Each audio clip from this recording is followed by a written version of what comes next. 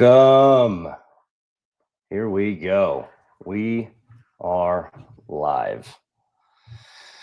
And I'm trying to go live on my phone as well. Trying to get everything going.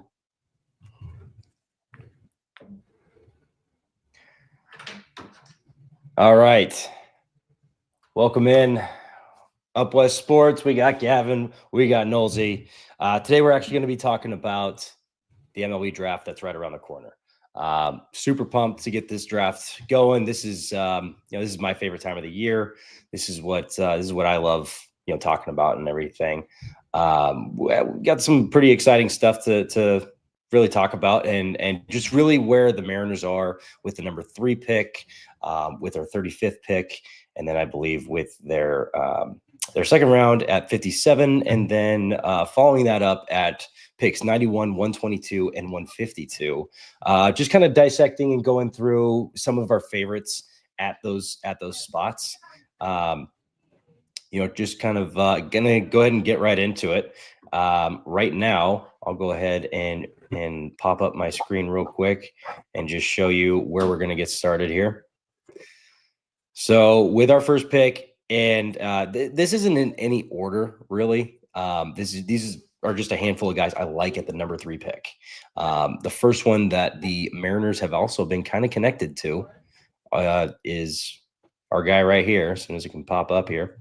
Yeah, take your time. Is Cade Anderson out of LSU. Left-handed pitcher. If you guys watched the College World Series, you got to see how dominating this guy really is. And he is very Jerry-esque. I really like this guy. He's one of the few pitchers that at number 3 right now, I'm like, yep, I think you can sign off and say that is a very, very good pick. There's a handful of others, and we'll definitely kind of get into what that looks like and everything.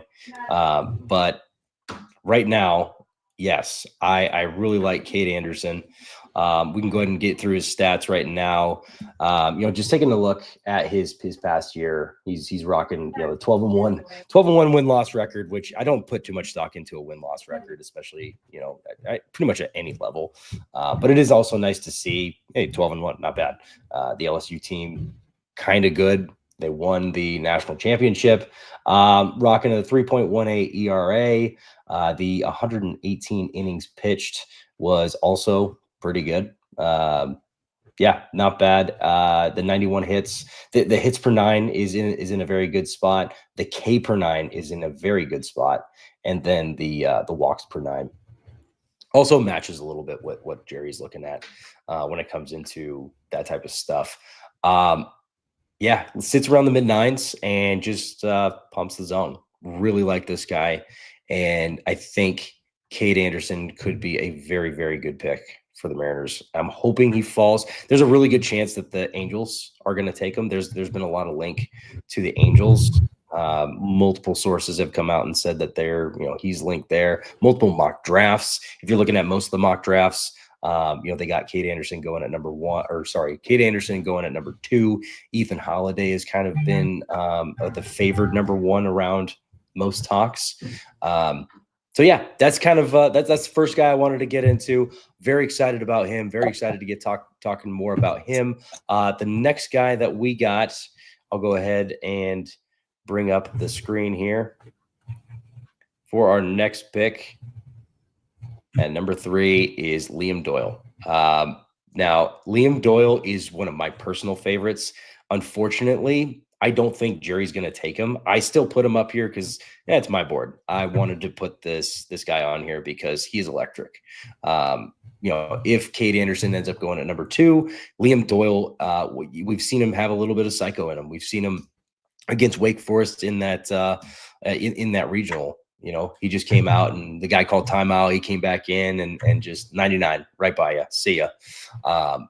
Guy's got the psycho in him. And I think that a little bit of that is kind of needed in the clubhouse and just in general with the Mariners. They don't have a lot of, fire starters. They don't have a ton of those guys.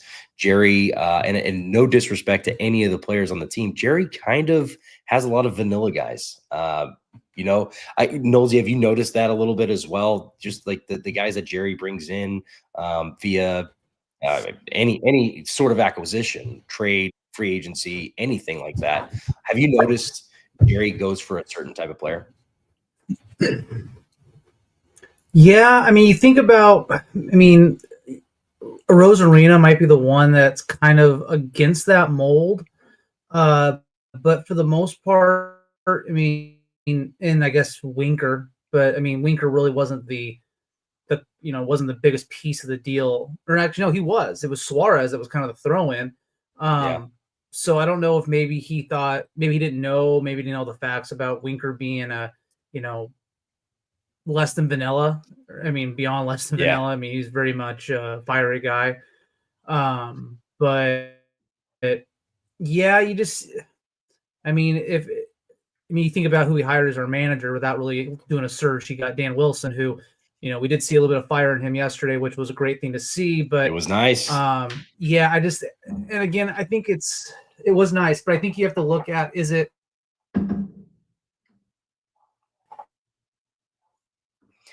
Yeah. Are they vanilla guys, or are they just kind of maybe more soft spoken? And maybe that's because I don't want to say vanilla. These guys might have a fire, at least more than just vanilla. But again, it's what we see on the surface. So there's definitely a trend of who he's looking for. Yeah, and vanilla might not be the right word. Again, I don't mean any disrespect to the players. I think we have a great team. The one positive that Jerry has always done with this ball club is, for the most part, there really hasn't been any clubhouse problems. Nothing like the old days where and the name's blanking me, but it was what somebody's wife ended up stealing stuff from Felix Hernandez and the Hernandez family. We don't have a ton of those. We don't have. Was it Piguero? I think it might have been Piguero's wife that was Piguero, yeah. Which allegedly, right? I don't know for sure. That was just what I've heard through some sources.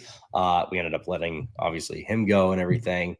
But yeah, we don't really have anybody that does that. But again, I'm looking for kind of that fire starter. So Liam Doyle for me is one of those guys.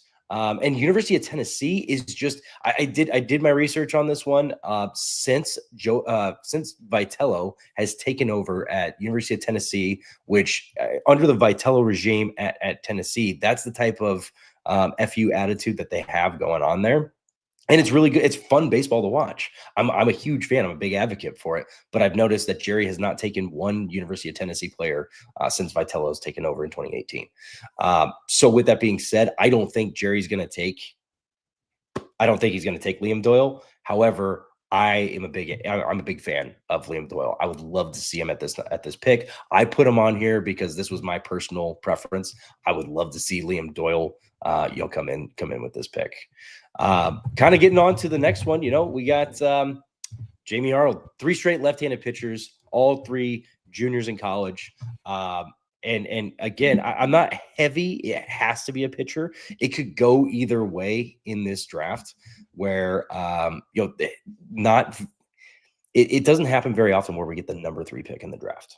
So is this the year that you go all out and sell out for the number 1 player, and it happens to be a shortstop, right? And we'll get into some of that as well. But I put just for the first 3, we got Jamie Arnold, who halfway through the year, he was looking like he was going to be the front runner to be the number 1, which he still could be. Absolutely. I just, everything's kind of led to, Ethan Holiday surfacing as the number 1 pick. We've seen Seth Hernandez kind of tossed into that conversation. We've seen Eli Willits kind of tossed into that conversation. So just kind of at the number 3 pick, it's kind of nice because you get to see this is no clear-cut number 1. You don't have a Paul Skeens. You don't have a Dylan Cruz. It's not even like last year where you had, Charlie Condon and you had Travis Bazzana, and you knew one of them was going to go 1 and one of them was going to go 2. This year, it could really be 5 different people that go number 1. So it is kind of nice to have the number 3, take a step back a little bit, see where everything's falling, but also having the number 3 pick and not the number 17, 18 like we were supposed to have. So we're in a really kind of good position. maybe capitalize on it. One of these three guys I would not be disappointed with. Jamie Arnold's K per 9 is through the roof. He's got incredible stats coming off of last year, obviously going into this year, pitched in the Cape over the last summer. The guy's really good. He ended up having a little bit of a fall back, I guess, a little bit of regression through the midpoint of the year where he got hit around a little bit, and then you got to see him, throw in the postseason and everything. And Nosey will be back. Sometimes he loses the internet, so it just happens every now and then. We're a work in progress, so thank you for bearing with us. But Jamie Arnold, another guy, gotta love him, and it's just one of the other ones that I wanted to add to our list of people to talk about. Kind of getting into the next one we got here, Ava Arquette. Definitely, I think every mock draft I've seen has Ava Arquette in that conversation to the Mariners. Most mock drafts have Ava Arquette going to the Mariners. I'm a fan. I'm a very big fan. I would like to see, this is where you get that massive pop. That's somebody that's kind of ready to go sooner rather than later in the window that Jerry's kind of created, right? We have a little bit of a window to really define who we are as an organization. Are we going to be contenders for the next couple of years? Or are we just going to be stuck in this 80 to 85 win purgatory and just kind of spin our wheels doing the same thing that we've done for the last 20 years? Without a World Series ring and with only making the playoffs once in the last 20 plus years, I would venture to say that we should probably take a look at whatever helps us get to that point. Ava Arquette, I think, handles that. I think he is the bat that you take a look at. And yeah, I think Ava Arquette is definitely one of those guys. You are fine with that. He has potential for power. He might be able to stick it at shortstop. If he doesn't stick it at shortstop, he can absolutely play third base. The guy's 6'5". He can make the transition to first base later in his career. There's just a lot to like about this guy. His strikeout to walk ratio is impressive. There is another shortstop in college that I'm going to talk about. So I'll just go ahead and mention it right now. Oregon State, as great as they did this year, their competition level was good, but it wasn't what the other shortstop that I'm going to talk about. It wasn't the same competition. Again, no disrespect to Oregon State. They made a heck of a run this year. They did a phenomenal job. They ended up beating some very good teams this year.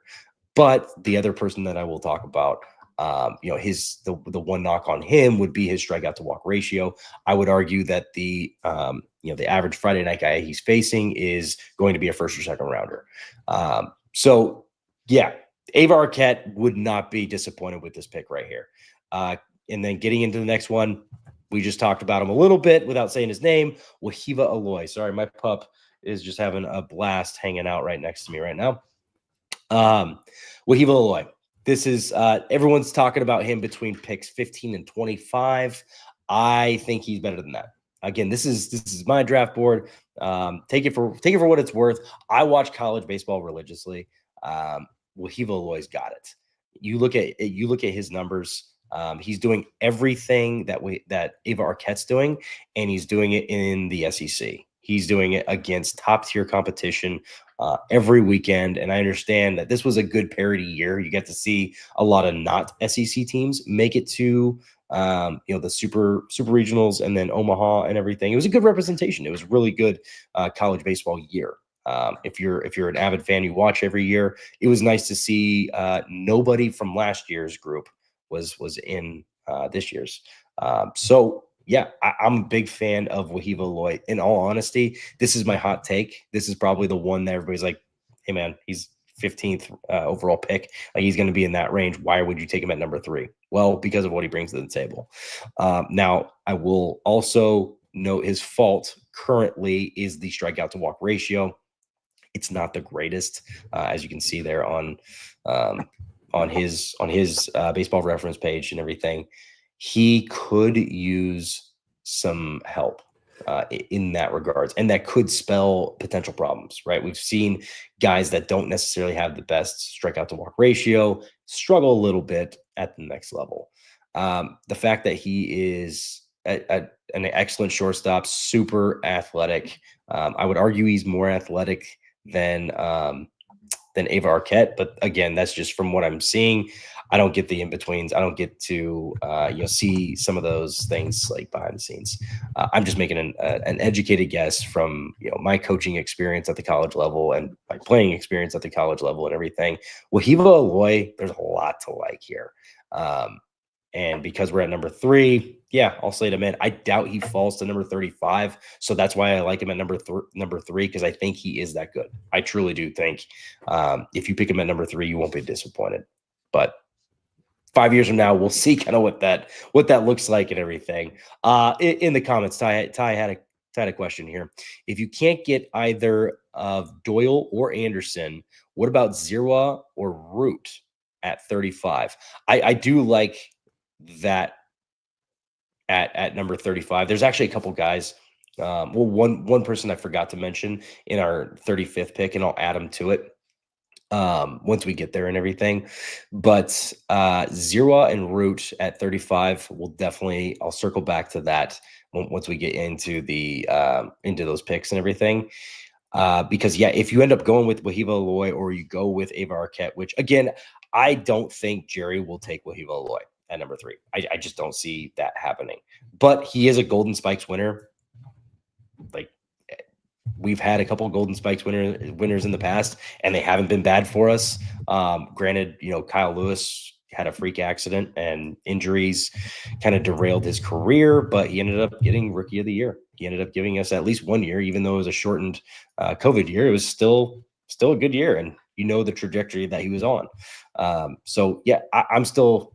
Me personally, I'm a big advocate for Wahiva Aloy. I think wherever he ends up, he's going to do very well. Which right now, a lot of people have him at.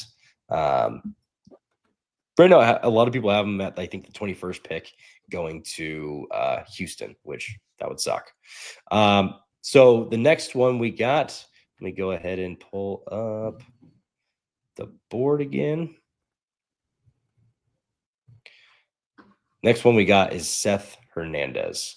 Now, there's a lot going well for this young man. I think he's going to end up in the top 10 for sure. I think that there's even a better chance of him ending up in the top 5.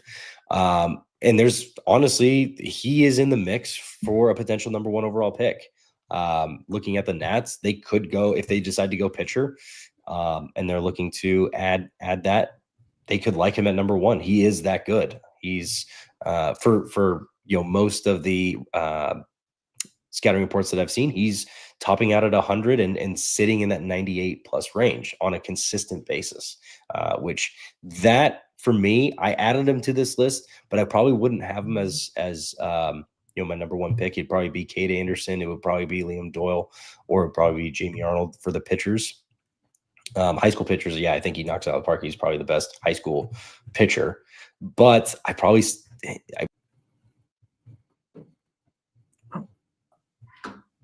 oh, there we go. I don't know if he would be my number 1 out of these guys that we're talking about. Hit the wrong button, man. I'm sorry. You're good. We're live. It's all right. But when it comes to okay, why did that go away? And technical difficulties. We love it. But anyways, Seth Hernandez, we've seen right-handed pitchers that are topping out at 100 have their problems in the minor leagues. So there is concern for that, in my opinion. There is something, there's potential for injury down the road. I think that's the only thing that's really deterring is that if you manage his workload, and Jerry does a pretty good job of managing workload. And I would imagine that extends to the high school guys that he's getting in. We just haven't seen a ton of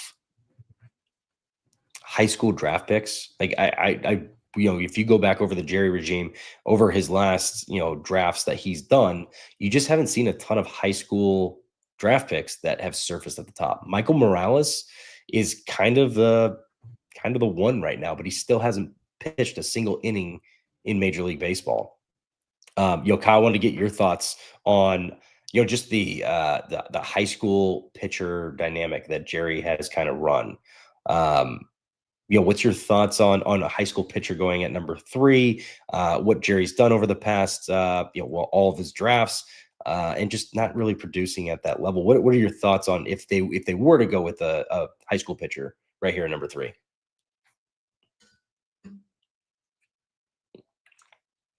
Oh, you're muted.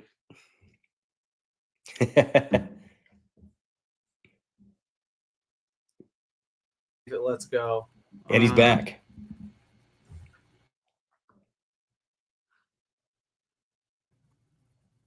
I think I'm back. Okay. Yeah, so we got you. I click a button and then I wait 30 seconds and I pray something happens. I think when you look at high school arms, you just kind of have to look at the overall, I guess, just what's the mileage they put on at a young age. I mean, I think you look at Felix, right, who came in really, really young, put a lot of miles on that arm, and who's to say he didn't put on a ton that we didn't know of? And he was out of baseball by 31, but he still pitched 13 years almost. I mean, so I think you look at high school arms, what's their health, how many miles do they put on? I mean, it's a little different from when we were pitching to today. Like, they're doing much better job at management at the early ages. For us, I mean, I still remember in high school, I think I pitched 140 pitches, I pitched 40 pitches in one game, and I pitched the next day and threw 104. And that's just not happening today. I mean, I think that'd be a felony in today's game. So it's just different. And so when you look at a high school arm, I think you're looking at you don't want a guy polished, right? You want a guy you can see the potential there. It just needs a little bit of fine tuning, but still has maybe there's some of the things you can't teach. I mean, you think about like the accuracy to me is one of those things that's hard to teach. I think if you've got pinpoint, it's kind of it's like a God-given talent. I mean, you can help people be more accurate, but people that just kind of have that, I'm going to say Greg Maddux, that's God-given talent. If you have those types of attributes, I think you can look at a pitcher and say, okay, he's got a frame to build on. He's got maybe a delivery that, hey, we can tweak a little bit just to get a little bit more out of them and go from there. Again, it's all projection, but I don't think an issue with a high school arm is, I don't see an issue with it being, and now it's hard because you have third overall pick. So like, it's always a gamble, right? With a high schooler. Yeah. But again, there's so much on people nowadays. I think if they make a decision, it's probably because they've went through every piece of evidence there is and found, hey, this is a good kid. And, based on who he is and the makeup, and the work, we can make something of this. Yeah. Yep. And I guess I'll just kind of go back to, where I'm at with Jerry and his development of high school arms. If Michael Morales ends up surfacing and he's a hit, sure. Yeah. I'm all for, testing out that theory and everything. With the number 3 overall pick, I'd like to see some more more surefire.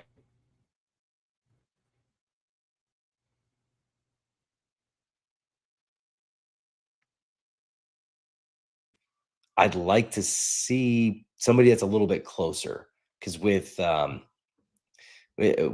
I don't. Yeah, and Sloan, again, like I like Sloan, and obviously he's got a huge trajectory.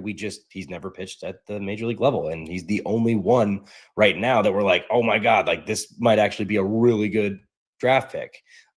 We just look over his career. Jerry just has not done any, and I will say I'll back that up with Jerry kind of switched gears after the 2020 draft to try and focus on different things. You kind of saw that in the draft trends that he was doing on a year-to-year basis.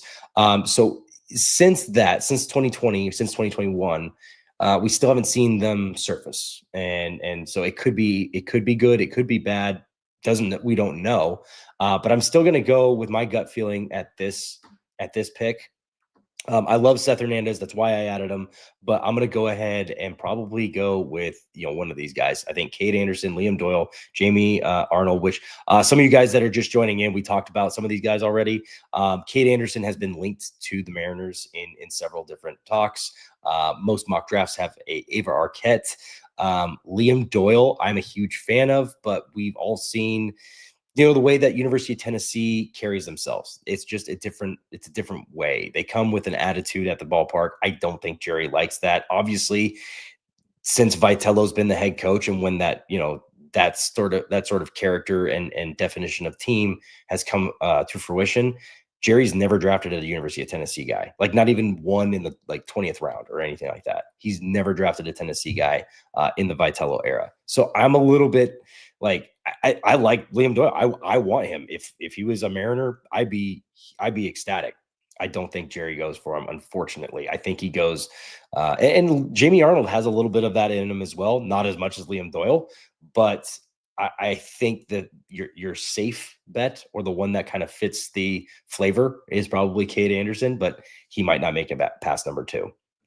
Ava Arquette and Wahiva Aloy, I put them both in there. Yeah, I understand. Ava Arquette's been linked to us, and he's probably going to go in the top 5. I still think with what Wahiva Aloy has done, for some of you guys that are just joining in, yeah, I think Wahiva Aloy brings a lot more to the table. Again, if they went with Ava Arquette, I would not be disappointed. All these guys are on my list for the number 3 pick for a reason. I like all of them. If they went with any of these guys, I'd be excited. I'd be ecstatic. Me personally, I still think Wahiva Aloy brings more to the table. I don't, everyone's got him in that 15th to 25th overall pick. I still think 5 years from now, and listen, I could be wrong, but my judgment from, coaching baseball and playing at that level, I still think Wahiva Aloy is a damn good pick. And yeah, you probably could get him for less than the slot, because everyone's got him for way less. Yeah, and to be honest, I don't really care about that Tennessee guy mentality, but I can definitely see why it would be off-putting. Yeah, Jerry we've seen the trends. He doesn't go for those guys. We had one in Jesse Winker. Jesse Winker kind of shook things up. He was that kind of guy. And honestly, I think most fans would disagree with me on this, but I think it was good for the locker room. I think it was good for that, to have an FU guy that holds people accountable, but also has your back. You saw the fight with the Angels, where Raisel Iglesias looked stupid just tossing the bucket of bubble gum. But you saw Jesse Winker step up. That's the fire he brings. You need one of those guys. You need maybe a couple of those guys. And that comes from experience on the playing side. If you don't have any of those guys, if your team is just very flat, you're going to be flat. It's 162 games. Find a way to fire it up. But yeah, so getting into kick dirt, would there be a catcher M's could target in the later rounds? Yeah, we're definitely getting into that. I wanted to, I guess, get through the last couple guys here, and then we'll go into the second and third rounds. But the last 2 guys I have were Ethan Holiday and Billy Carlson. Ethan Holiday, everyone's like I said earlier, everyone's kind of got Ethan Holiday towards the top at that number 1 spot, and I could totally see him going at the number 1 spot. This year is unique, and I'll say it for second or third time, but this year's unique. You don't have a Paul Skeens and a Dylan Cruz. You don't have a Charlie Condon and a Travis Bazzana. Literally 5 or 6 guys could go at number 1, and it probably wouldn't surprise you. Ethan Holiday has definitely been linked to number 1, so I could see him going there. But let's say they wanted to go with Cade Anderson. Let's say the Nats were sold on Cade Anderson and the way he threw this year, and they went with Cade Anderson, and then the Angels go with Liam Doyle. Well, that leaves Ethan Holiday wide open, and again, I would not be disappointed. Billy Carlson's the other shortstop. He's shown a lot of really good tools. He's very toolsy. He's very, it's very projectable in that way.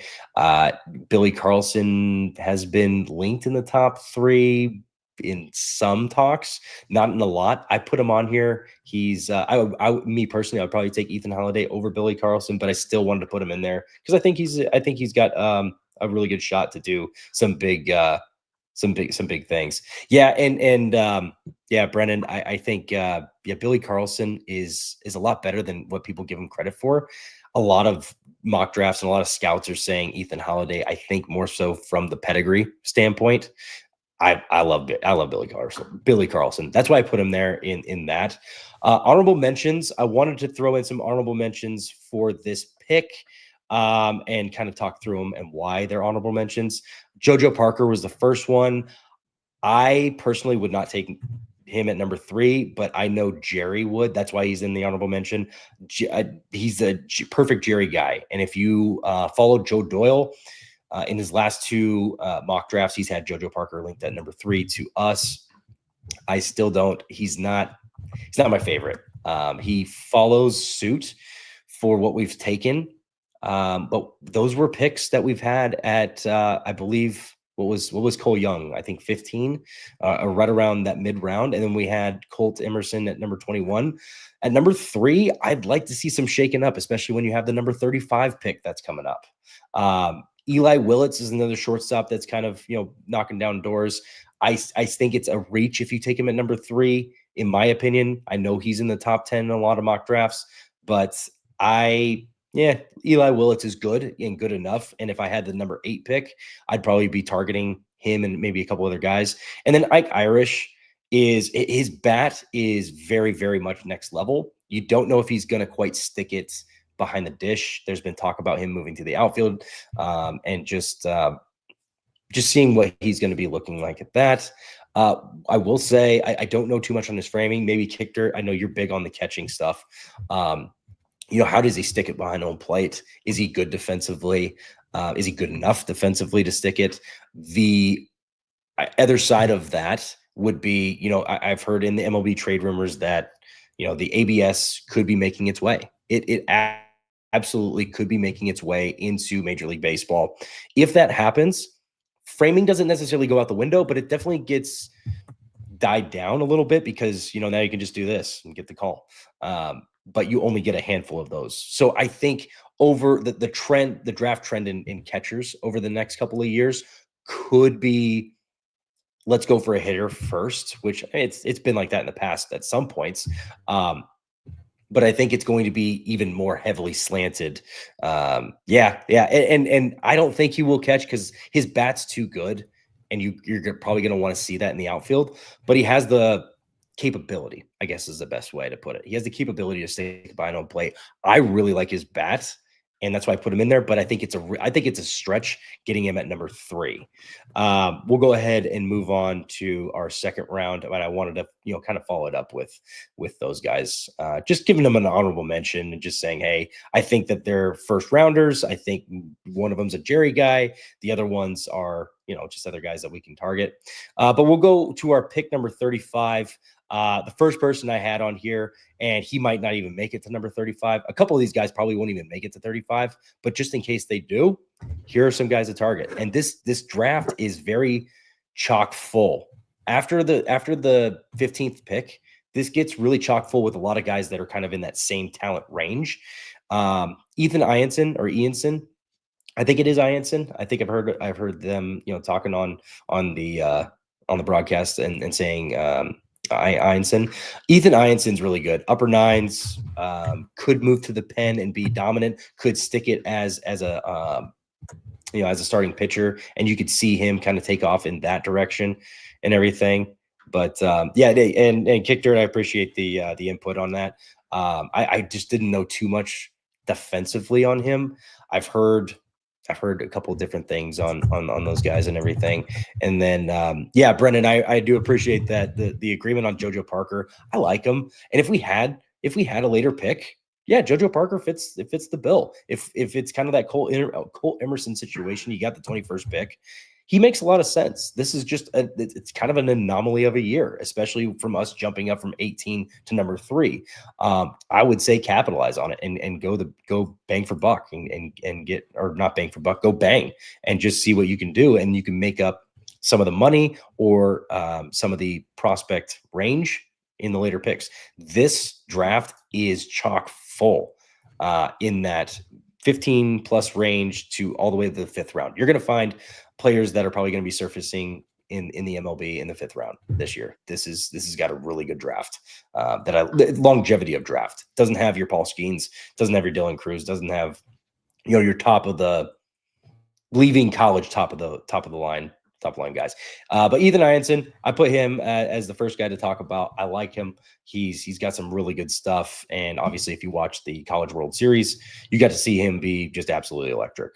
The next guy I have, speaking of electric, this guy is somebody that was supposed to be in the 2nd round or comp round. He was going to be in this 35 pick range. Now I don't know if he takes it. I don't know if he makes it to number 35 with the no-hitter. If you guys weren't paying attention, he threw a no-hitter. It was friggin' electric for Arkansas. Granted, it was against Murray State, so make your comments whatever. It was still in Omaha, and Murray State was on a roll. So he beat a really good team when that team was like cruising and doing very well. Gage Wood, another thing on Gage Wood, he has the best fastball in all of college baseball. Like, it's not even close. He had his whiff rate on it was, I believe, in close to the 40% range, when the rest of college baseball on the fastball, not on the other pitches, just the fastball, everybody else's fastball lives in like the 18 to 20% range on the whiff rate. His was like in the 40s or low 40s. So something to note, and something that Jerry could be a huge fan of. Knowles, I don't know if you got to watch the game. What are your thoughts on if Gage Wood actually falls to number 35?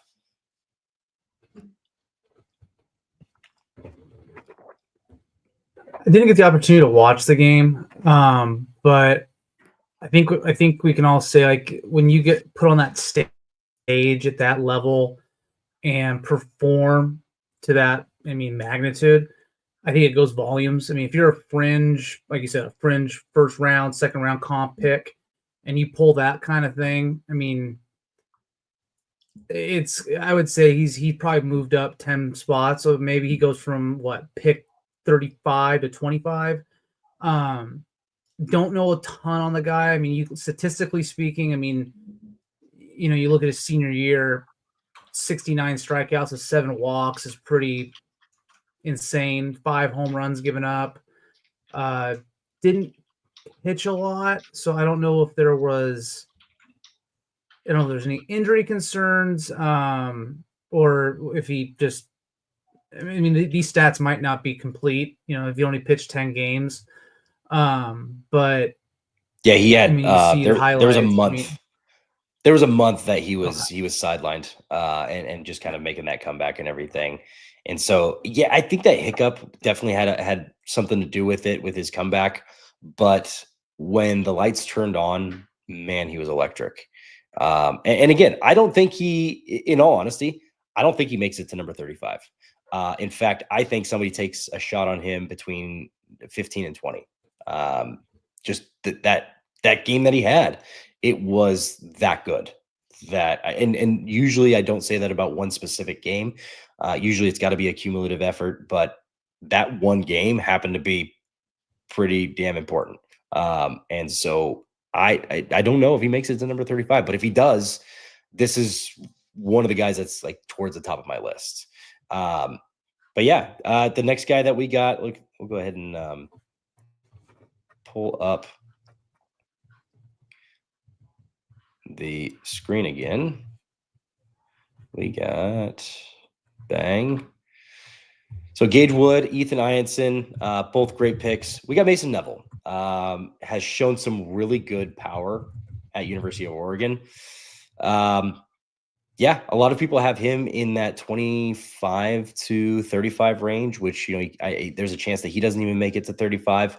The reason why I have him here is, let's say you do go with a Cade Anderson at number 3. I like that there's going to be like, we need some power coming up through the minor leagues, right? Like, we all see what Laz Montez is doing, and like, that's special. So to have a couple of those guys just to continuously put the ball over the fence. We don't have a ton of that at the top, understandably. Last time I checked, I know it's changed over the last couple of days, but I believe it was on Monday. We had 91 home runs as a team, and we were in the top third. I think we're tied for ninth with the Tigers in home runs. And those were only coming from 4 guys, and one of them you just DFA'd, and you just let him go. And that's unfortunate. But yeah, Rowdy Tellez, another shout out, Rowdy Tellez. We love you, but yeah, I would like to see some power at the top of this draft because you haven't really gone after it. You've gone after guys like Ben Williamson, Cole Young, who could potentially get some power, but not power. And so with Mason Neville, what do you have, like 25? It's 26. 26 bombs, which in college baseball, at least college baseball 2025, that was a good amount. He was towards the top of all of college baseball. It wasn't a year like last year where we had 3 or 4 guys that had 30 plus bombs with Jack Caglianone and Charlie Condon and Travis Pizzana. We don't have that. Just wasn't this year. So take advantage of somebody with 26 bombs and kind of move forward. The next guy I have here is, go ahead and pull it up. But yeah, the next guy I have coming through the grapevine, Jace Laviolette. And all of you are wondering, well, hey, this guy was being talked about as the number 1 overall pick.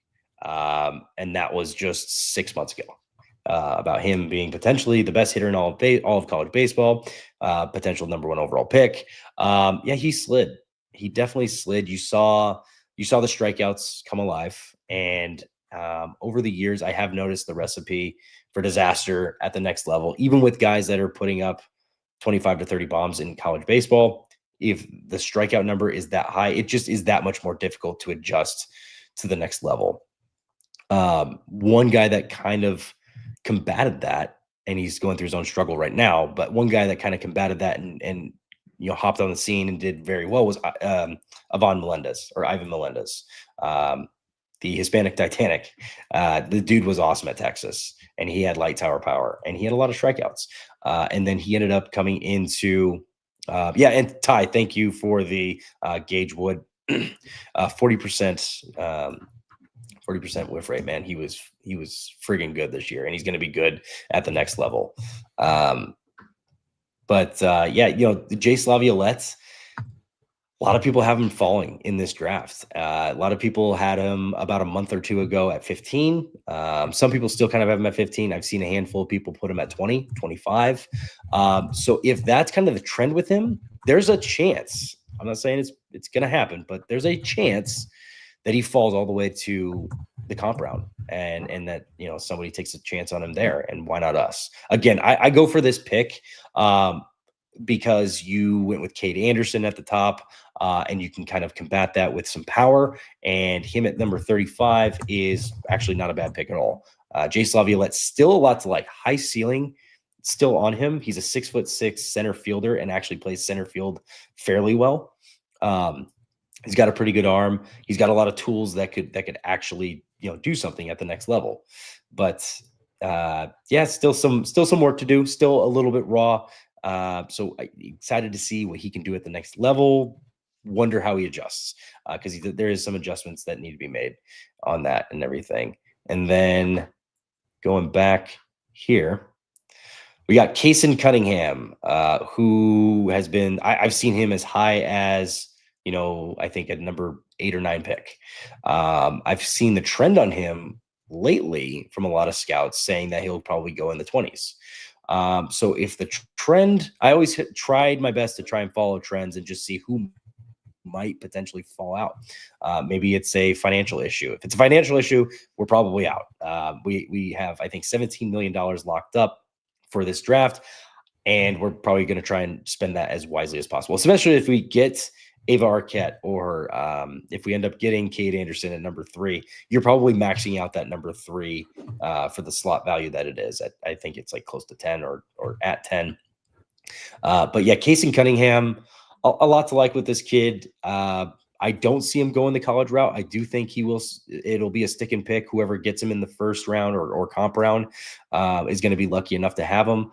And yeah, another high school shortstop that does have a lot of tools, including a little bit of pop. He has a little bit of power that I like to see in the high school guys. So Casey Cunningham, another guy, potential. If the trends are what they are, again, I don't think he makes it to 35, but if he does, he's one of the guys that I do like. Next guy up, we'll go ahead and talk about our very own in the Northwest, and he was actually in the article that I put together at the beginning of the year. Xavier Nines, another guy that has been trending down in the draft from where we talked about at the beginning of the year. He was looking at a potential top 5, top 10 pick. And now we're kind of looking at him in the 20s, I think is where he's trending. So almost the same as Casey Cunningham with what I've seen trend wise, that there could be a potential that people just aren't going to take a chance on him. There's a lot of good pitchers this year. So maybe Ethan Ianson goes in the 20s. Maybe Gage Wood goes in the 20s. Maybe, Mason Neville goes in the 20s. And a guy like Xavier Nines ends up falling. What I actually think is going to happen with Xavier Nines, if he ends up falling, since the Royals have 2 picks in the 20s, I think the Royals take a chance on one of them with Xavier Nines. But let's say that he gets past it and he's available at 35. Very good pick, high level. I've heard a lot of people that are very close to him. I've heard that he has a work ethic unlike nobody else. The guy trains is what off. And he's a grinder, which is, you love to see that out of a college guy. You love to see a guy that's, first to the field, last to leave. Those are the types of guys that you want in your program when you're a college coach. Those are the guys that you should draft if they have the tools, and he has the tools for sure. Why he's been falling in the draft? Yeah, I did see the game that he had against Mason Pike. And granted, this was the very first game of the year. And if you don't know who Mason Pike is, he's another, top pick in this year's draft, which I think he might be. I don't have him listed here, so I'll just go ahead and spill it. But in the second or third round, he would also be a very good pick for the Mariners. But Xavier Nines faced him at the beginning of the year, and he didn't do very well. Granted, it was still cold. It was still, I think, late February when high school baseball gets kicked off in Seattle.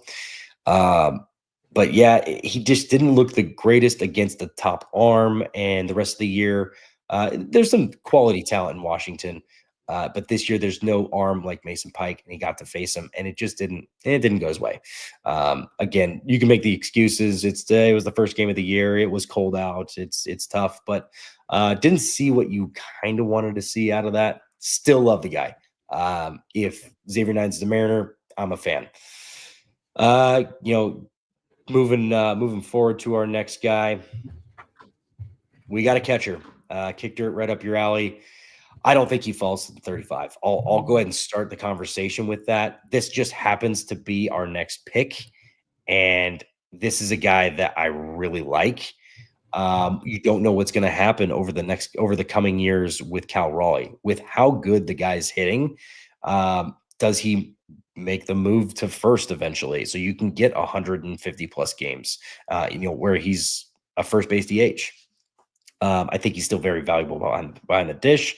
That you don't have to do that, but you get a longer career, right? Like, the catching definitely takes a toll. Not that I was a catcher. Kick dirt, you could probably speak to that on your end, but it takes a toll, and the knees, the knees can only like a pitcher only has so many bullets. The catcher only has so many games behind the dish where he's elite. So if you can save his knees, put him at first, then you might get some more out of it. Caden Bodine, in my opinion, is my favorite catcher in the draft. Defensively, he looks great. He has a very good arm to second, and he was able to do very well as a hitter. We saw it, really come to fruition against top level competition once he got to the regionals, super regionals, and even in Omaha. Caden Bodine is above Luke Stevenson and above Ike Irish. I know we kind of talked about Ike Irish a little bit already, but about him kind of not being a catcher, him moving to the outfield. Caden Bodine's my favorite catcher in this draft. In my opinion, his value is in the top 10, top 15. Like that's where I think he actually goes, or maybe not goes, but I think that's where I would take him. Like if I had the number 12 pick and I needed a catcher, or I needed somebody to push the catcher that I have, that's the guy I'm going for. He's my favorite catcher in this draft. So wanted to give him a shout out. I doubt he falls to number 35, but by the grace of God, if he does, a heck of a steal at number 35. Moving along, another guy I really like in this round. And if you end up going with if Gage Wood falls and you get him, this guy, Mason White, you could see potentially him fall to number 57. He could potentially make that jump back to 57, but heck of a shortstop, had a very good year. You saw it really well in the postseason once they got into the regionals, the supers against North Carolina. He showed out really well. And then Omaha, you got to see him, put the ball over the fence and just show a little bit of power. He's got a handful of tools, and he's one of those guys that I think he can actually stick it at shortstop. But if he makes the move to second later in his career, because he's not like the tallest guy, and I know that's one of the infatuations of nowadays is having those guys that are taller or short. But I like Mason White. He's an excellent shortstop, and he'd be a heck of a get if you get him at 35 or even at 57. And then the last one I wanted to talk about here at pick number 35. He actually just left Western Kentucky. He jumped in the portal. He committed to Clemson, which was very smart on his part. Now he's got that much more leverage in the draft. But Ryan Weidman, man, this guy absolutely balled out. And if he doesn't go in the second round, if I were him, I would go back to Clemson because he is at least a second rounder. The guy has a ton of stolen bases. The guy had shown some really good power. The guy had high average. He was incredible. So yeah, that's kind of who I like here in these picks and everything. Ryan Weidman is going to be that last guy that I would be very comfortable if they took at 35, saying, I think we got a really good one here. The guy's incredibly athletic. Again, he's got all those stolen bases. I think Kyle, if you can see it probably a little better than me once you pull it up. I think is it 34 stolen bases?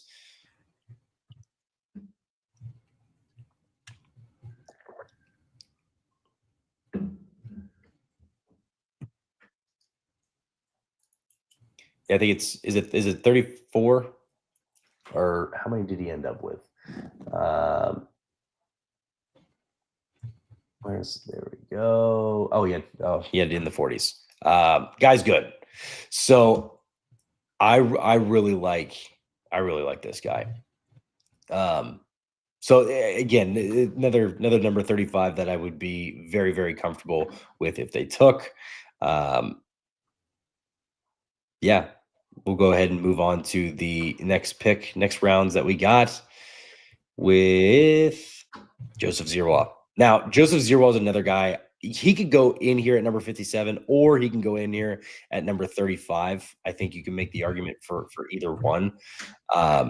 He just turned 21. He's 6'8" and left-handed. And one thing about him is you don't see a lot of velo from him. I think he was low 90s, and he started to creep up to like 90, 93, 95, which was nice to see. But also he's pitching in Michigan. And he was pitching in Michigan in February and March, which is probably not the most. It's probably a little difficult to do that. But if you pull up his stats, the guy is good. He's got incredible numbers. That he had a super low ERA. He had a pretty good strikeout to walk ratio, if I'm not mistaken. But yeah, the one thing you could knock on him about is his velo. For the most part, when the games that I saw with him, he was 91, 92. And then as the season crept on, you saw him go from 91, 92 to 93 to 95. And he was 93, 95 for not the majority of it, but you would see flashes of it. But yeah, I mean, having the sub 3 ERA in those 15 starts, 91 innings, only gave up, I believe, 60, I think it says 68 hits, and then 104 strikeouts over that. So yeah, not going to be a high strikeout guy. Kind of reminds me of Quinn Matthews from the Cardinals, who's kind of killing it right now. And well, not currently, but in his minor league tenure, he has done a very, very good job. But he reminds me of him. Tall, lengthy lefty, not going to be overpowering. But you just don't know if, because he's 6'8", does he end up getting some or developing some velo along the way? So really like Joseph Zierwa. He is another guy that I am a big fan of at this pick. So the next one we got is James Quinn Irons. I don't think he ends up getting here at number 35. There's been a lot of talk about him potentially going at that I put him in that number 35 pick because he could be in that talk. This is a guy you're gonna love to see because I mean he's 6'5" outfielder, really good strikeout to walk ratio, high batting average, high home runs or higher home runs, and then also a lot of stolen bases. This guy is very good. The knock on him is that he's playing at George Mason. Like that's kind of the big thing with him is that he's playing at George Mason. So his competition level is meh. It is kind of what it is. To my knowledge, he hasn't jumped out into the portal, but he was at the MLB draft combine, which was kind of cool. And he definitely showed out there. He has next level power. He is a big bodied kid at 6'5". I think he's 6'5", 220. But he's got a couple tools that you can really, really work with.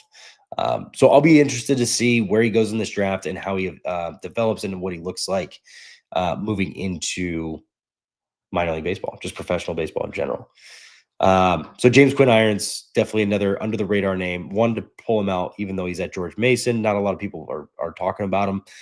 I really like him.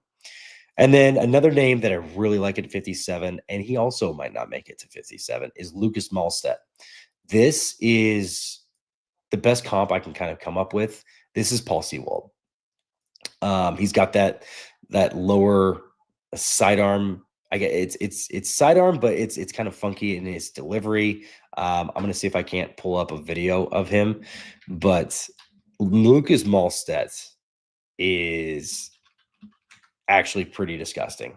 And his numbers are reflective of that. He had really good numbers. He had sub 2 ERA. The guy's incredibly good. He was also a transfer from Wofford, ended up going to Clemson, and just the one knock on him is that you're drafting a 22-year-old relief pitcher. So his value could be lesser than 57. But honestly, if you're just taking the best pitchers in this draft, he's got to be up there for me. I'll go ahead and see if I can't pull up this video.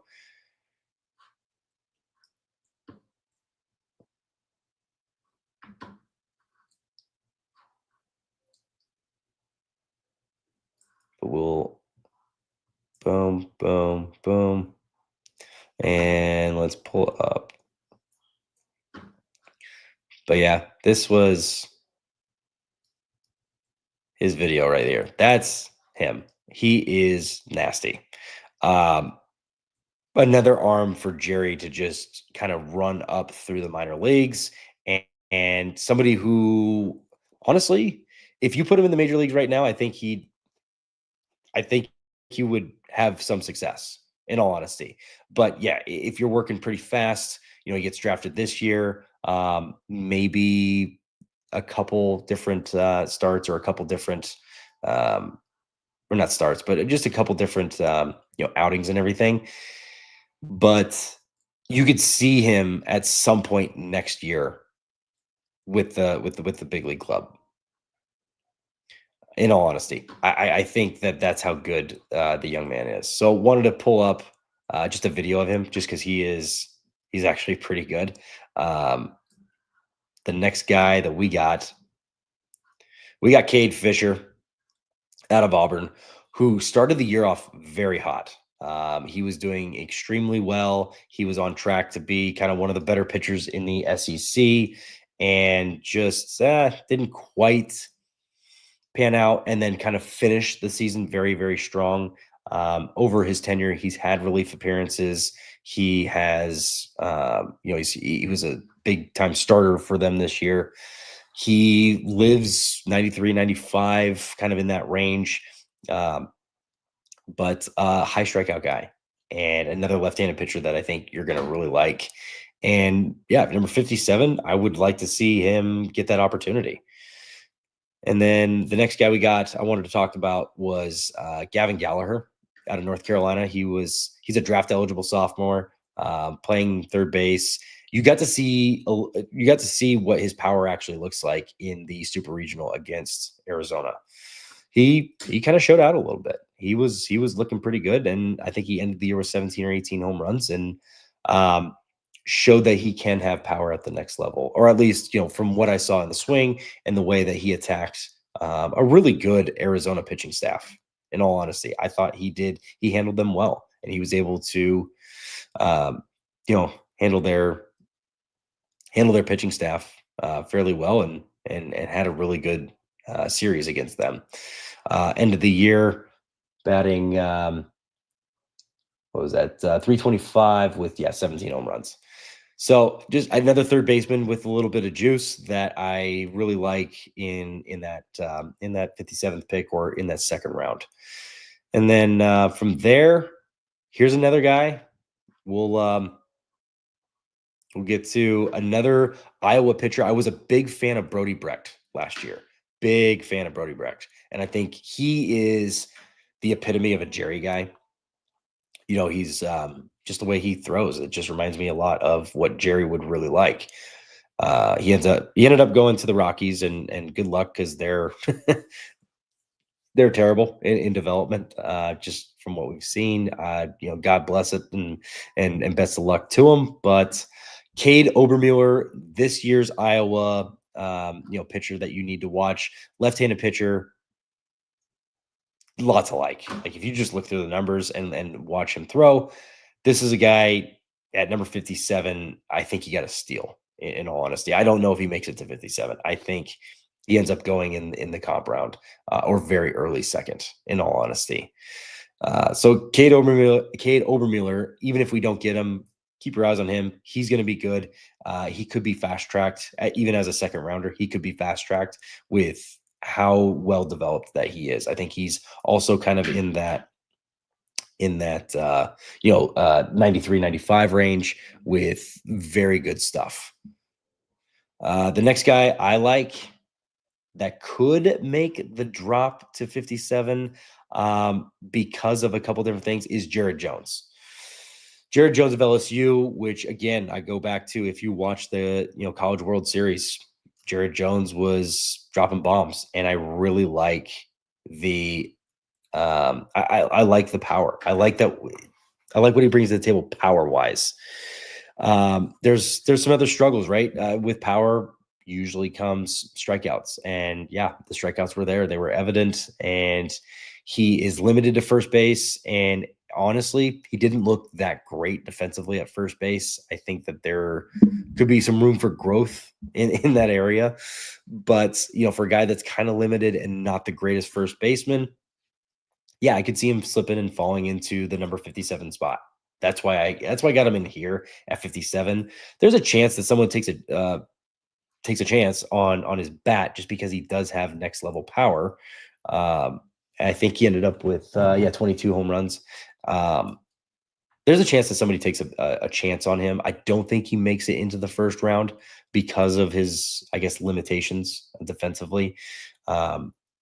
And just, having the high strikeouts and all that other kind of good stuff that comes along with being a power hitter in general.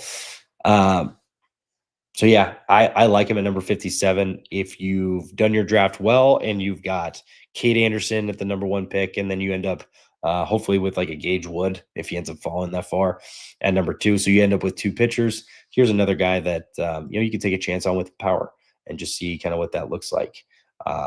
Even if you go with Kate Anderson at number 1 and you end up with like a Ryan Weidman at number 2. Well, here's a more let's take a shot on this guy. Let's see what he can do. And let's see if we can't develop the other skills that come along with being a power hitter. So yeah, I like him there. And the last one for the 57th, it was Brian Curley. This guy hit the ground running. Now, this is another guy Jerry is probably not going to draft. He's wild is the best way to put it. If you watch like the beginning of, the college baseball season, he is wild. He's just one of those guys that's just messing with the guys that are on second. He's the one, pumping his chest whenever there's a strikeout. He's shit talking. He's doing the full 9. I don't think that necessarily leans towards being a Jerry guy, but I like his stuff. Transferring from VCU, and yeah, you kind of saw, some of those numbers at VCU weren't, like, oh my God, like you needed, draft, you need to take this kid. But you saw what he did at Georgia, and you're like, okay, this kid, if he falls at number 57, I would heavily look into his stuff.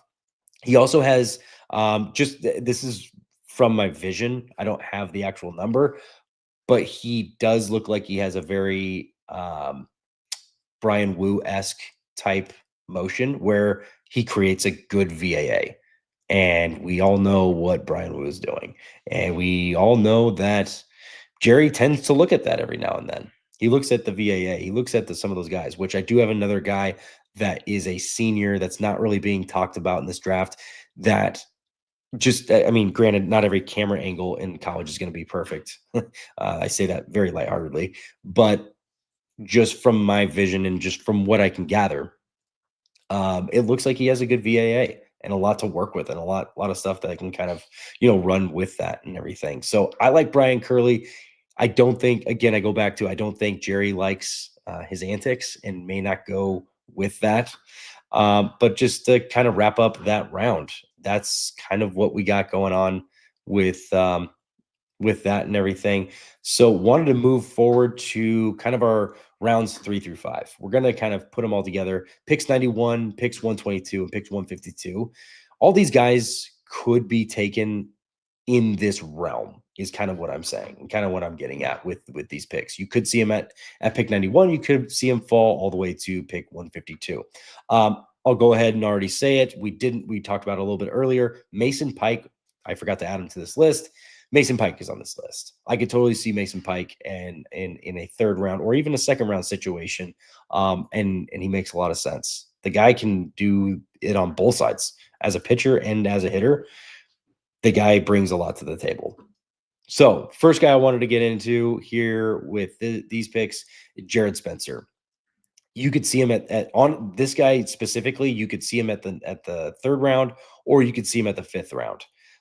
He's a senior, so he doesn't have a ton of leverage in the draft. He is 22. He was a transfer in from Indiana State, but what this guy brought to the table, man, he was electric. He had very good numbers. He ended up getting Tommy John. So yeah, there's a chance that he slips even further than the 5th round because he's 22 years old and he's going through Tommy John. So you probably won't even see this guy for another year and a half, maybe. You might not even see him until 2027 season. So a little bit of a risk going after this guy, but when he is on, man, he is on.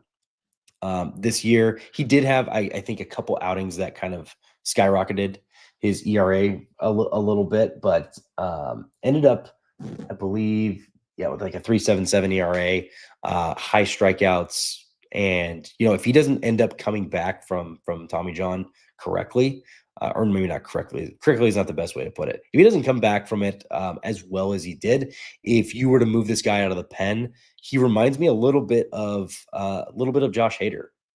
If you were to go that route, I haven't seen 98 plus from him like we've seen with Josh Hader, but you never know. If you put somebody in the bullpen, like we saw with George Kirby in the postseason, the one postseason that we had, he was hitting 100 miles an hour. So put anybody in the pen, see what their kind of see what their stones are. I like Jared Spencer, and he's worth taking a handout on. And he also will probably be one of those guys that's cheaper. Here's a guy that is, you spent a lot of money in the first 2 rounds. You could save a little bit of money with him. In my opinion, I don't think he's going to be, his leverage is just not very high. So I think it's going to be a little bit less to get him.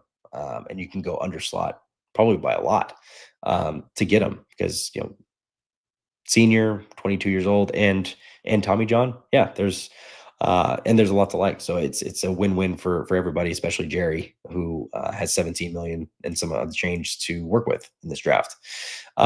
Next guy wanted to get into, and this is another VAA guy that I was kind of referring to before, and that's Jay Woolfolk. On the surface, you look at his numbers, they're not good.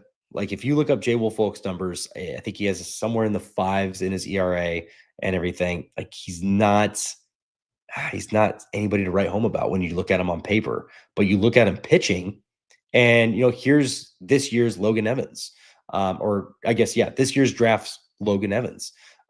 He could fall. There's a good chance he falls past the 5th round. I wanted to at least acknowledge him because he does have a lot of good qualities that remind me of Brian Wu. He has the VAA that I really like, and he has experience out of the pen. He has experience, being a starter. Again, he ended up with a 4.73 ERA. Yeah, nothing to write home about. The 75 strikeouts over the 64 innings, I liked. He sits, mid 90s, but very Brian Wu-esque with the VAA. A lot to like when it comes to that. So I put him in here, and another guy that you could save a lot of money because he doesn't have a ton of leverage. He is a senior. He didn't have, the greatest numbers. So if you ended up getting him in the 4th, 5th round, maybe even 6th, 7th, 8th round, if you got him there, you could probably get him under slot and he would be a W. So I like him, and I wanted to at least put him in because he's worth mentioning, and he's good. He's good. And I think he fits the mold for what Jerry's kind of looking for. Next guy is going to be another guy you could potentially save money on. We'll go ahead and move to Ethan Ferovid. 23 years old. I wanted to mention he's 23 years old, but that doesn't stop Jerry from drafting a good arm. If you look at Ferovid's numbers, super low ERA, strikeouts I believe were pretty damn good. Walks were in a very good spot. But Ethan Ferovid being 23, again, we've seen Hunter Cranton, who was 23 years old last year. Charlie Baylinson, I believe, was 22, almost 23, or maybe he was 23 at the time. But Ethan Ferovid, this is a guy that probably doesn't spark the nail. Andrew Smith, what's up from Memphis? I appreciate you getting in the chat and just being here, man. Really appreciate you. I want to take a time out and just say thank you for being here. We're a growing channel, and so any form of talking with our content or just engaging with our stuff, we really do appreciate. Thank you for stopping by. We're talking about the draft and everything, so if you have any questions circulating the draft specific to the Mariners is kind of where we're going at, but honestly, any draft questions, I'm very big into college baseball, so I handle most of the college baseball stuff. But right now we're talking about what the Mariners are looking like in the rounds three through 5. And going through some of these guys. Ethan Ferovid is who we're on right now. Again, he's 23 years old, left-handed pitcher with some really good numbers to just kind of dissect a little bit. We got the low ERA. I believe it's under 3 there, and then hey, Big Hogs fan. That's awesome. My wife actually went to Arkansas as well. I was really rooting for him. We have talked about Gage Wood. I'm glad you mentioned him. The Mariners and where they pick this year, I honestly wouldn't be surprised if they took him at number 3 overall. But I don't know if he makes the jump to number 3 overall. I don't think he makes it to their next pick at number 35, but if he does, he was absolutely on our list. If he, for whatever reason, makes it to the number 35 pick. I think that is the best pick you could possibly come out of the draft with at number 35. But I got even better news for you. At number 3, my favorite pick, who no one's talking about in the top 10, is Wahiva Aloy. I love Wahiva Aloy. I'm a big fan. Everyone's got him slated to go at 21 to the Houston Astros, or at least a handful of people have got him going to the Astros at 21. I would hate it to see in division, and especially a team that I, not a big fan of. But yeah, speaking of the Hogs, I really like Wahiva Aloy. That's my hot take, is that Wahiva Aloy going at number 3 would make a lot of sense, especially for the Mariners. And in all honesty, I think he's probably the best hitter in college baseball right now. And he just won the Golden Spikes. So got to give it up for that guy and everything. But yeah, go Hogs. Getting back to Ethan Frovid, he's another guy you can save money on, and he's proven it. Also, he's pitching at Pittsburgh. Anybody else that we've gotten from Pittsburgh in the past? Yeah, Logan Evans. Just saying. So there's a little bit of connection there, right? That he's doing even better than Logan Evans was at there. I didn't get a ton of video on him. He was kind of harder to find video wise, but just looking at his numbers with the 75 strikeouts in the 53 innings with 17 walks, just on paper, he looks good. He looks good, and a guy that you can save money on in the draft. So Frovid's definitely on there. I don't know if he makes honestly, I don't even know if he makes the top 10 rounds just because of his age at 23. But again, for the probably 4th time, I'll say it again. Jerry doesn't shy away from a good pitcher no matter what the age is. I don't think we've seen a 24-year-old. Maybe we have, but 23 is not off the table for Jerry Dipoto whatsoever. So I wanted to at least put him in there, and I like him. I think he's a good arm. Another catcher that I wanted to talk about that's not getting a ton of love. I think he's lost a little bit of draft stock. And if he ends up falling to us in rounds 3 through 5, Grant J is a lot to like. I'll pull him up here. Yeah, Grant J. Just a lot to like with Grant. And yeah, his numbers kind of just speak for themselves. He's a catcher that can stick it at catcher. I don't think he's going to make the move to first base.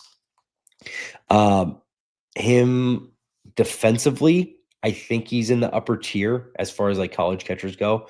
Last I had heard, he was one of the better defensive catchers in this draft. Not the best, in my opinion. Caden Bodine is the best. But you look at his numbers, slash 309, 437, 655, 19 home runs. Yep, 19 home runs. 71 strikeouts and 41 walks. Yeah, for a catcher, not terrible. He's got a lot to work with. There's a lot to like. And Dallas Baptist plays in the Conference USA. Yeah, they're not going to play the absolute best, but when it comes to a catcher, yeah, he's got a lot of stuff. And in rounds 3 through 5, I'm okay with the competition level maybe not being the best, because here's where you start to take a kind of a stab at some of these guys. And if he is one of the better catchers in the draft and you find him at rounds 3 through 5, it's a win in my opinion. So it does kind of depend for Grant J specifically, kind of depends on the top half of the draft. If Caden Bodine was to fall, let's say Gage Wood, ended up getting picked before 35 and Caden Bodine fell to 35 and we ended up going with Bodine. Yeah, Grant J would probably be out of the picture, but I like Bodine. I like Grant J. I like Bodine as well, but I like Grant J, and he's got a lot to like, just with everything that he brings to the table on that end. The next person I wanted to kind of bring up in this draft is Mitch Voigt. Mitch Voigt, if you remember, he got in trouble at the beginning of the year, so probably not another guy. Because of what he did, I don't think Jerry would draft him. Again, Jerry doesn't like fire starters. He doesn't like guys that are against the grain and everything.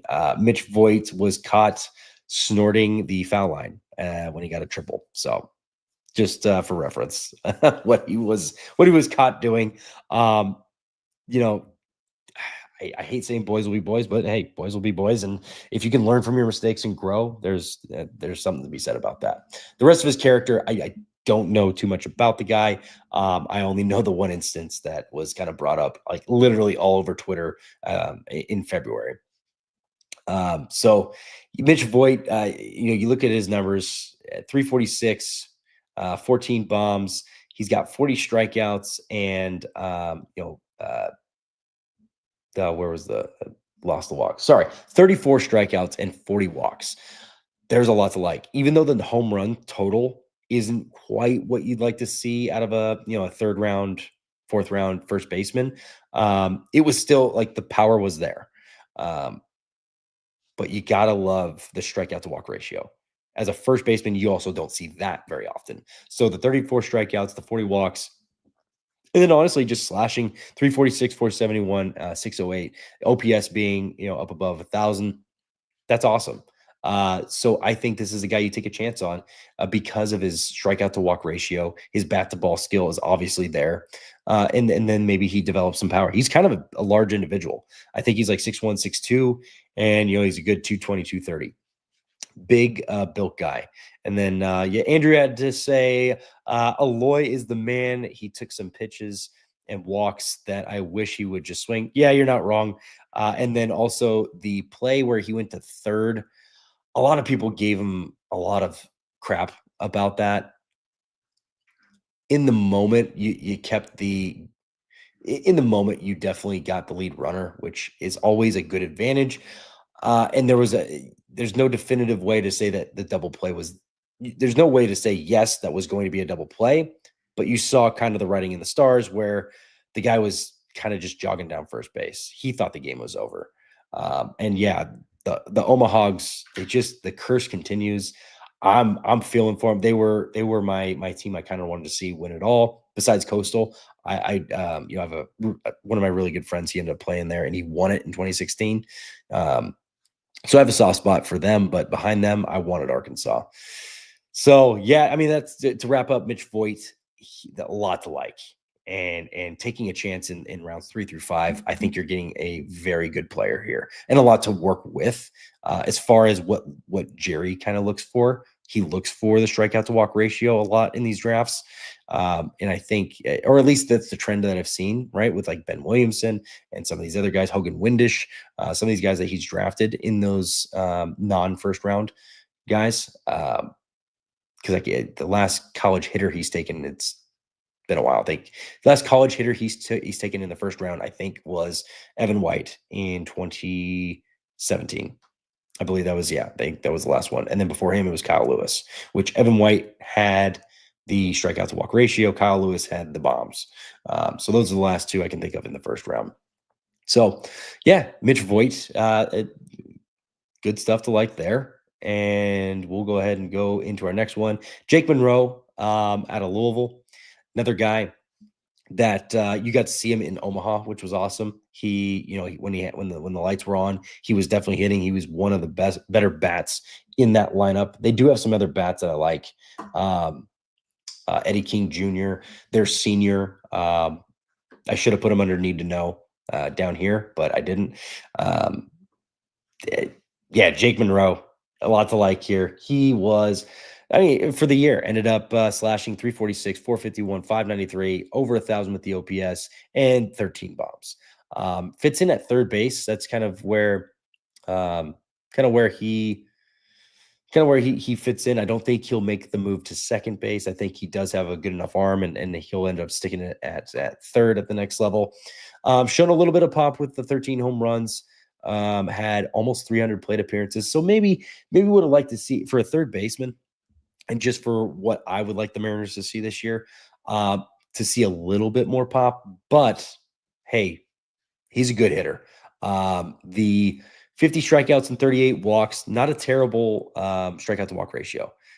You see a lot of guys that come in with 50 plus strikeouts, and you're like, where are they at? How are they going to compete at the next level? But when they make it all the way to Omaha and make it as deep as they did, and he ends up getting pretty much 300 plate appearances, the 50 strikeouts doesn't look so bad. So we'll see how that kind of translates to the next year. And just, in general, in rounds 3 through 5, I think this would be an absolute W. and Jake Monroe, man, he's hats off to him and hats off to Louisville for having a good year. Another guy here. This is a guy I don't know if he's going to make it to the third round. This guy was electric. Nelson Keljo. He was incredibly good, and he started games. He came out of relief. I think with the unclarity of knowing what he's going to be at the next level might push him back into the third round. But I think somebody takes it. In all honesty, I think somebody takes him in the second round if he falls to the third round. And you've got James Quinn Irons, and you've got Ava Arquette or Wahiva Aloy in the first round. This is a left-handed pitcher that could really spark things in rounds 3 through 5. Ryder Helfrich, for my money, is the best catcher in college. Where do you project him at? Yeah, Ryder Helfrich, very good catcher. I have Caden Bodine ahead of him, in all honesty. And again, nothing against Ryder Helfrich. I have Ryder Helfrich ahead of Grant J, who we just mentioned. So I didn't have Ryder Helfrich for this, but as far as defensively, I think Ryder Helfrich might actually have the edge. I think Ryder Helfrich might actually be the number one defensive catcher from everything that I've seen and heard. But Caden Bodine, why I have him ahead, I think he is the full package. I think he's a slightly better hitter, and what he gives you behind the dish is not that far behind. And then Ryder Helfrich's also not a bad hitter at all. Like you got to see him in Omaha. The guy's good. The guy showed up when the lights were on. I know he had some. I think it was. I can't remember the game right now, but I know he had some go-ahead hits or go-ahead RBI hits and everything. He's good, and then he also had the home run and everything in that last game. But yeah, Helfrich is definitely on. I think he ends up falling in the second round. I think somewhere in that second round is where he ends up going. I think the lowest he goes is third round. So we'll see kind of where he ends up. Definitely big fan. If he were a Mariner, would not be disappointed at all. But yeah, Nelson Keljo, getting back to Nelson Keljo, let's say your first couple of rounds are, you go hitter route and you go hitter heavy, and you get your Ryan Weidman or your James Quinn Irons in the second round. You're able to get Ava Arquette, Wahiva Aloy. Nelson Keljo really helps you out. The numbers don't pop out, right? He has a 4 ERA. You had 58 innings on the year. You only gave up 46 hits. He did have a little bit of a walk issue. And you saw that in the Super Regional. When he came in, he did have a little bit of a struggle with the walks, which doesn't always speak to Jerry. But 63 strikeouts in those 58 innings. And just him being left-handed and being in the mid 90s, and then also hit that start that he had in Omaha. Yeah, he was good. He had a lot of good things to kind of go off of with everything there. So I like Nelson Keljo. There's a chance that he falls in that third, fourth, fifth round range, but also with his age and with his ceiling, you could see him go as high as the second round. So Nelson Keljo, definitely keep him on your list. A guy that could be changing the game here in a couple of years. I think he ultimately ends up in the pen.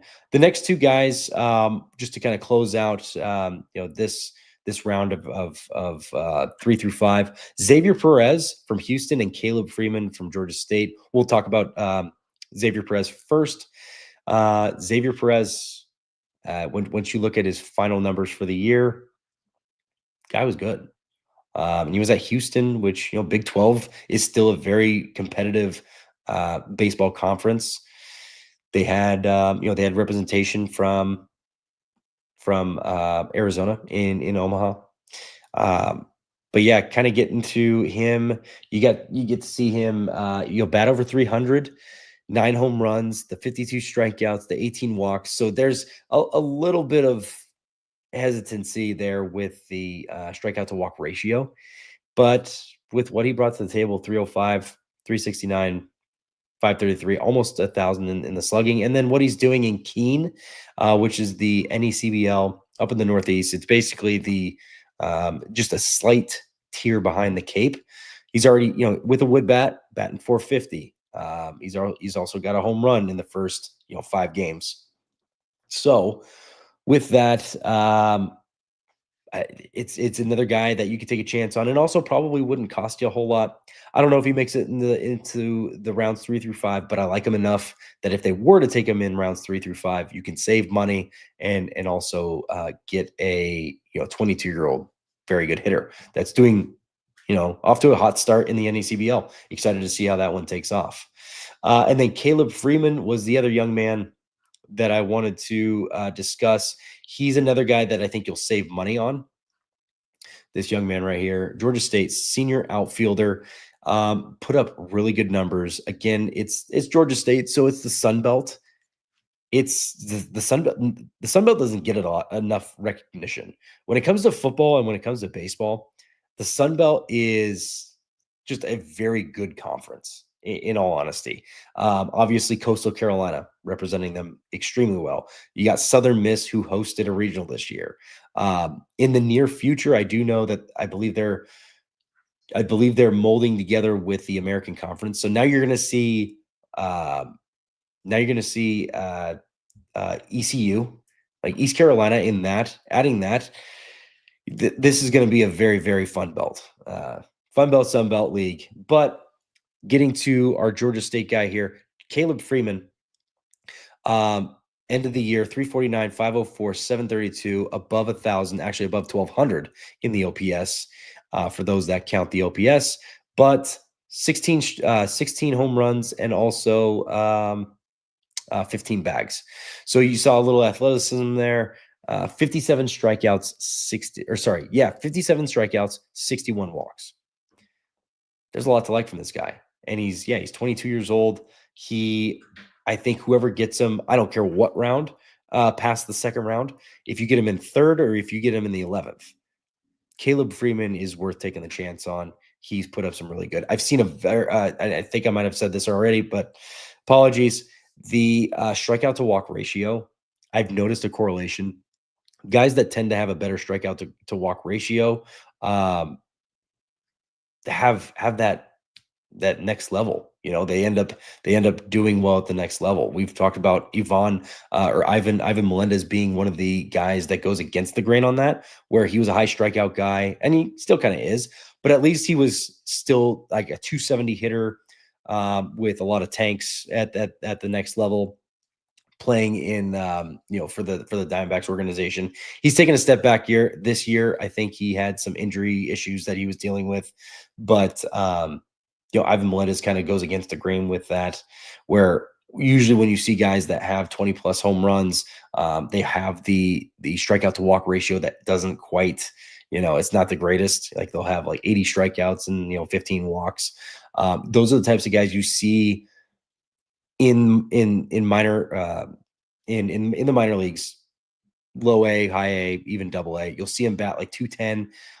Maybe the power's still there. Maybe they'll have like 10 bombs for the year, 10, 15 bombs. And then only, it's just not a good recipe. So it's always nice to see the strikeout to walk ratio. And I put some stock into that. Now we're going to get into bonuses. We've talked through the first 5 rounds. A lot of guys that could fall into the picks for the Mariners specifically. But I want to give a shout out to guys that aren't going to really be talked about. Last year featured Kip Fugarus. No one talked about him. I don't know why. He led Kip Fugarus and Mark Schallenberger out of Evansville. I mean, Evansville went to the Super Regional against University of Tennessee, and they didn't have any of those top tier guys get drafted. I was flabbergasted is one word I could say. Because Kip Fugarus had like 23 bombs. The numbers made sense. The strikeout to walk ratio was awesome. But the next guy that I wanted to get into on the need to know, because these guys are just the unsung heroes. We'll go ahead and pull up the first one here.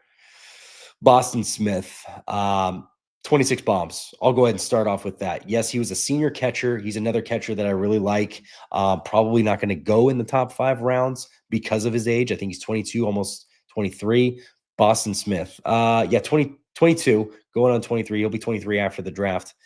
But, here's what we got here. And he's in the MLB draft league, so you get to see a little bit of that right now. In the MLB Draft League, 240, 412. Holy smokes. That OBP to batting average is pretty good dip there.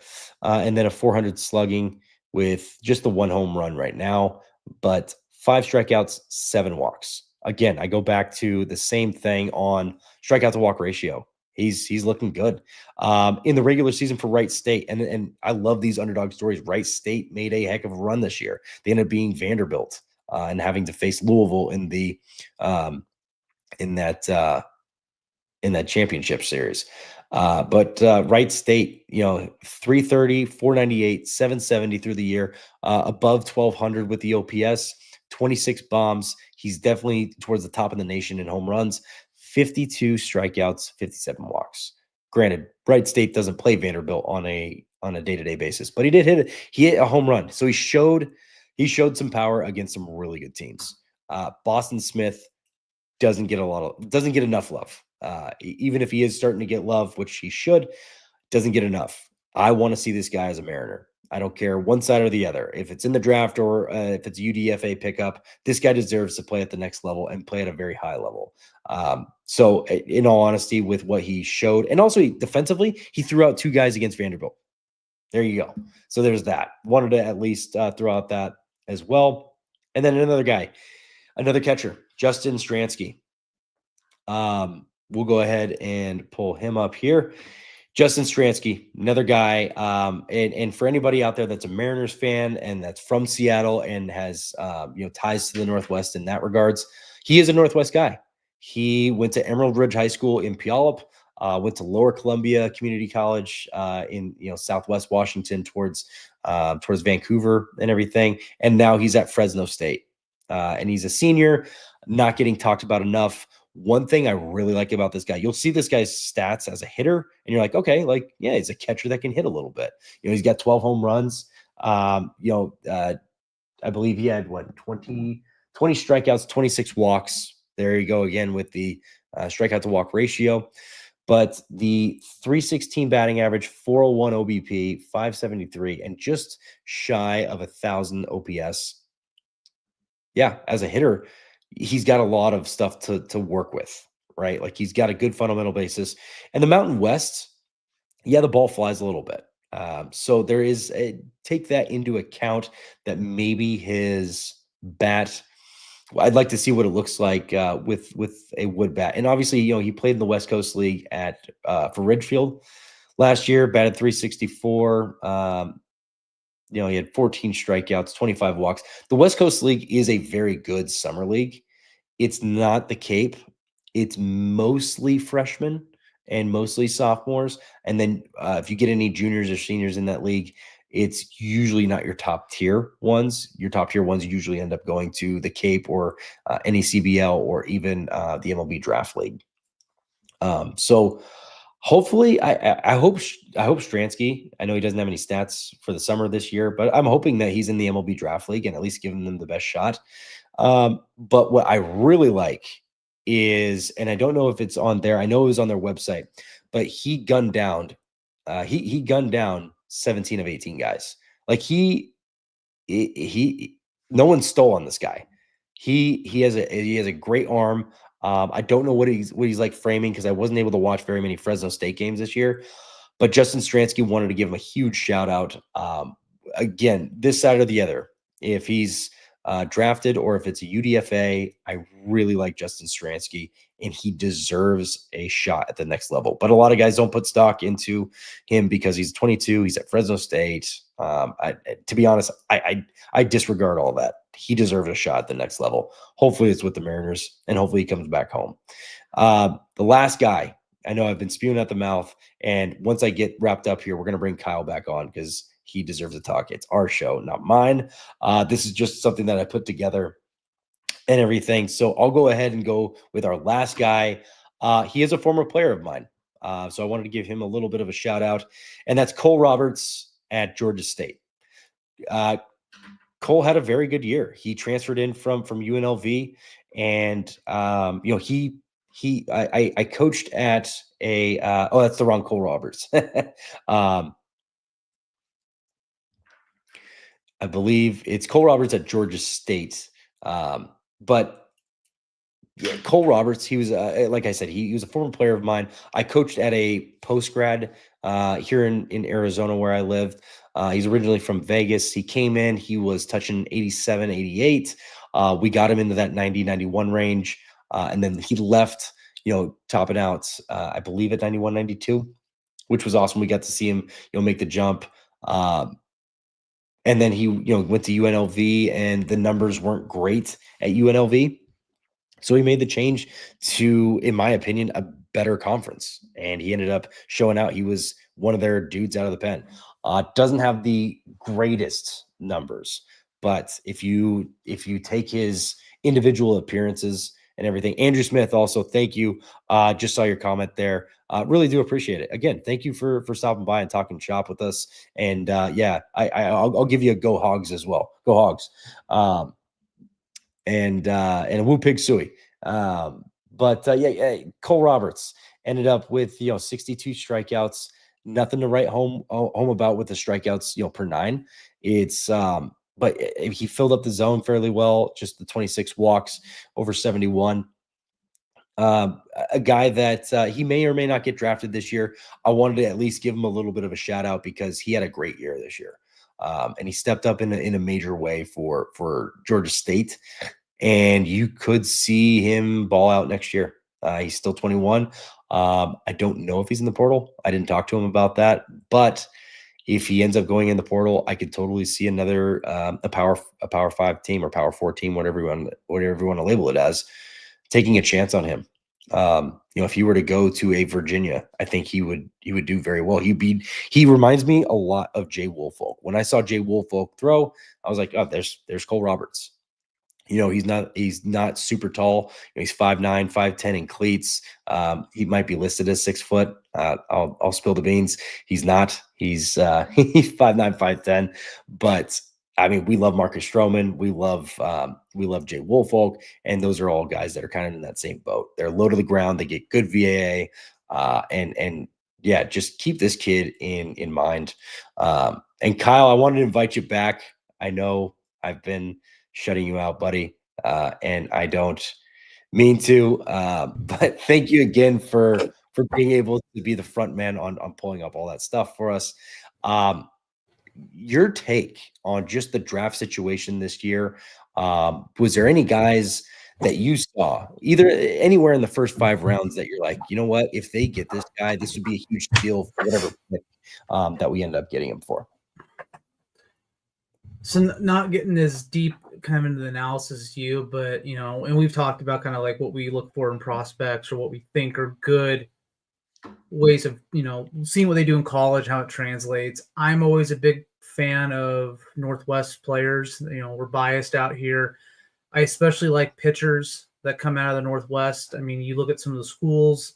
Washington State, hasn't been the most successful probably in the last decade, but you see they send 3 or 4 guys a year to the draft, and it's because they have guys that can throw 93 in 30-degree weather. And if you can do that, spot it, you can easily, throw 98 when it's, Arizona 98 degrees, And I look at some of the players out here. It's tough to play in this climate. And if you can do it, I mean, I think it just shows the type of player you are. You have the traits. You don't have to rely on the heat or, perfect conditions to be successful. So, Arquette to me is someone who, I don't know if he's a shortstop, maybe a third baseman or an extremely athletic first baseman in the professional, especially with the size. Xavier, probably, he's going to be a third short guy. All Northwest guys, all been successful. And then, but again, I think we've talked about it more is pitching. I'd love to see us grab some lefties. So again, I'd love to see Cade, but I think after that performance this in the World Series, I don't know if he's going to sit there at 3. But I just love for us to focus on some lefty arms. We've got plenty of righty arms. Give us some lefties. I'd love for us to focus on corner infield. I think you see we've got a ton of middle infielders right now mean, we have a log jam at short, and we don't show to like we want to get rid of them as trade capital. So let's do some corner infielders, and left. I mean, corner infielders and left-handed pitching would be for me great. Catching is another good one. I think there's some good catchers in this draft, especially guys like you talk about Stransky, who's older, but maybe you can put him. You can get him. You start him a little bit higher than you normally would a 21-year-old. So I guess ultimately catching, corner infield, and left-handed arms, starting arms. Yes, I agree. We've talked probably on every single podcast that we've put together. We've at least mentioned the lack of left-handed depth. And you could definitely use it for relief pitching and starting pitching. Obviously, right now, with having the number 3 pick in the draft, you'd like to see it start off at the top with a with a starting pitcher. And honestly, yeah, Kate Anderson, Jamie Arnold, Liam Doyle, they all make sense for what you need. Just you'd like to see Jerry move forward in that direction.